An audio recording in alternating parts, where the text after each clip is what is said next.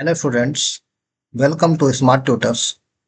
Today we are going to discuss a topic of MES 014, that is rate of return of education and its types. इस video में हम लोग बात करेंगे शिक्षा पर प्रत्याय की दर क्या है और ये कितने प्रकार की होती है। Rate of return approach in education and its various types. शिक्षा में प्रत्याय की दर क्या है और ये कितने प्रकार की होती है।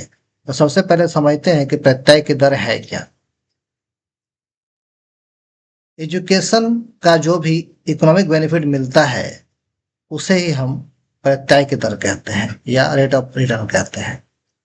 एजुकेशन से व्यक्ति इस लायक बनता है कि वह अपना अर्निंग कर सके, अपने परिवार का भरण पोषण कर सके, खुद की चीजों को पूरा कर सके और कंट्री का डेवलपमेंट कर सके, कंट्री का इकोनॉमिक डेवलपमेंट कर सके। तो अल्टीमेटली जो भी डेवलपमेंट की बातें होती है वो कहीं ना कहीं बेनिफिट से ही जुड़ी होती है।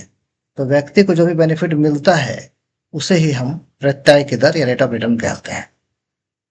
बेनिफिट दो तरह से बांटा जा सकता है, दो प्रकार में। पहला हो गया मॉनेटरी बेनिफिट, दूसरा हो गया non monetary benefit. Monetary benefit मतलब ऐसा बेनिफिट जो हमें मुद्रा के रूप में प्राप्त होता है, उसे मौद्रिक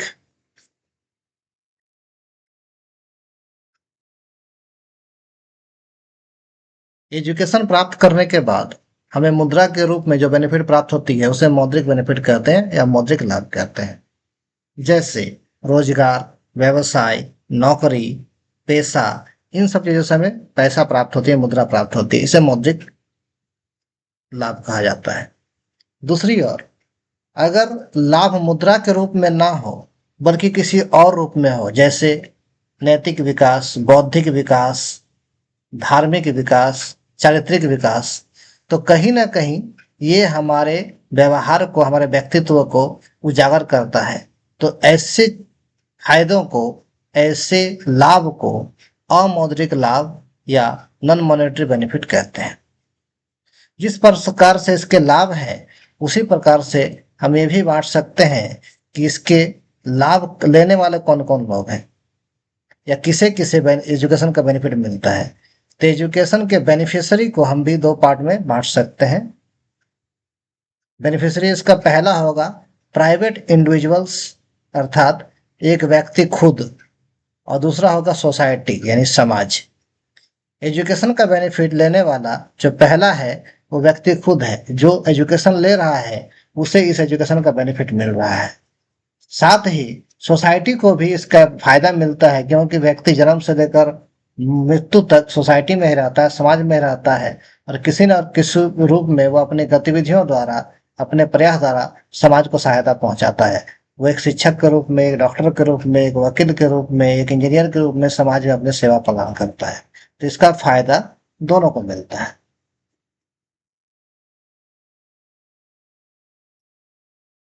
The rate of return to education measures the economic benefit of investing in education, typically expressed as a percentage increase in earning associated with each additional year of schooling.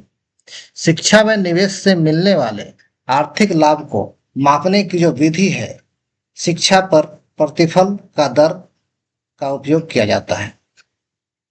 अर्थात शिक्षा से मिलने वाले आर्थिक लाभ को मापने की जो विधि है उसे ही शिक्षा का प्रतिफल दर कहते हैं।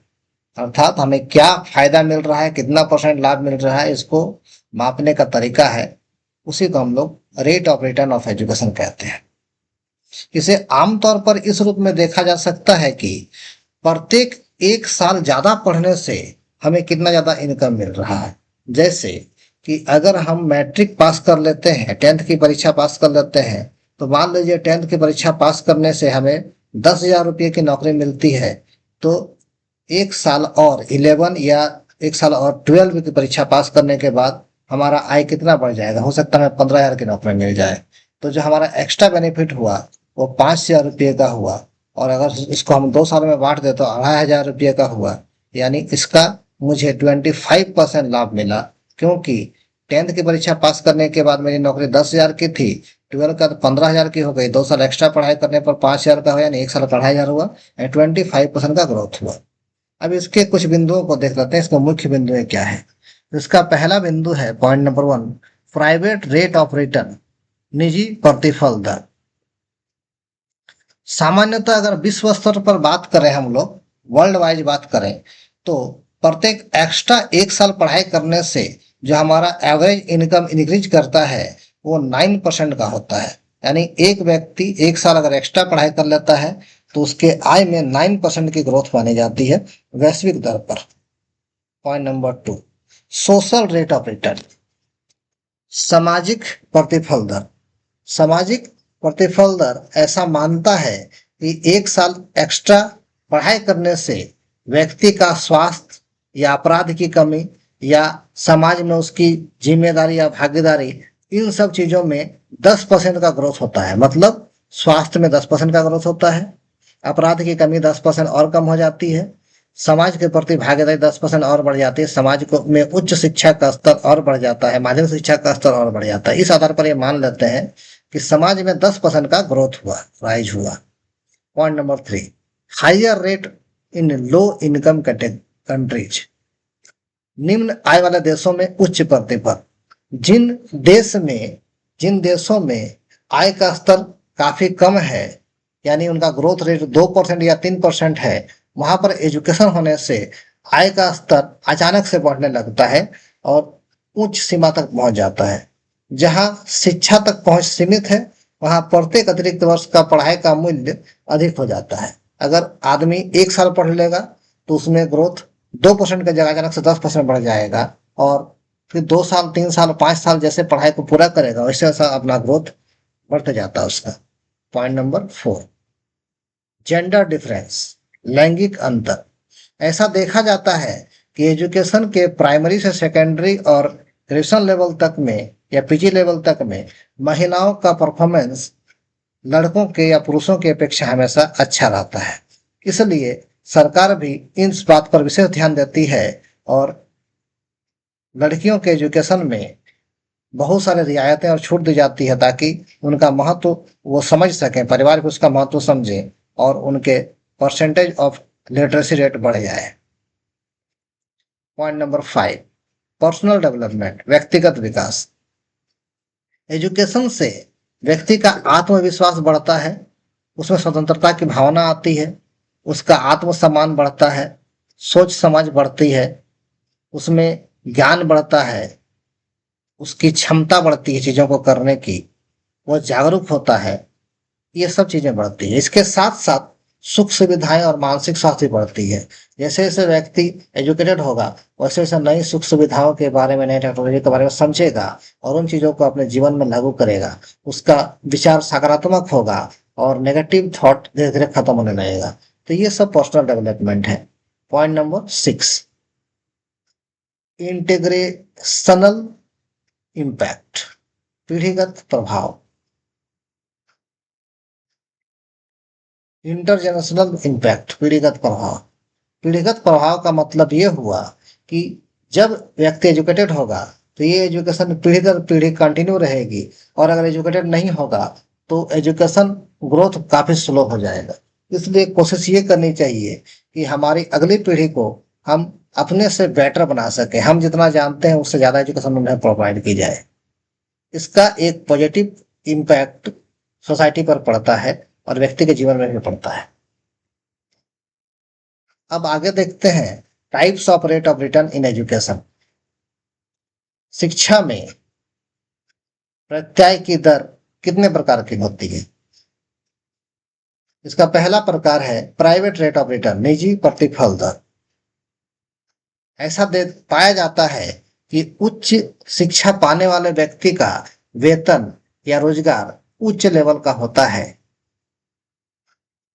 क्योंकि उसमें लगातार कुछ न कुछ प्रतिशत वृद्धि होती जाती है। सामान्यतः 3 से 10% के बीच में प्रतिवर्ष वृद्धि पाई जाती है। Point number 2, social rate of return, सामाजिक प्रतिफल दर। सामाजिक प्रतिफल दर जैसे मैंने पहले ही बताया था, इसे भी 10% माना जाता है कि समाज में अपराध में कमी, 10% कम हो जाती है, नागरिक की जिम्मेदारी 10% बढ़ जाती है, सार्वजनिक स्वास्थ्य में सुधार 10% बढ़ जाता है। ये सब फायदा समाज को होता है।